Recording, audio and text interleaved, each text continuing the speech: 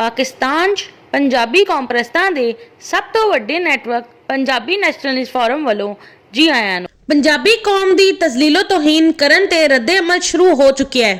Pathan, Bloch, हिंदुस्तानी मुहाजिर, दानश्वरां, सहाफियां, सियासतदानां दी तरफों पंजाबी कौम दी तजलीलो तौहीन करन दे लई किस्से ते कहानियां तराशियां गईयां ने ते झूठे इल्जामात लाए जांदे ने।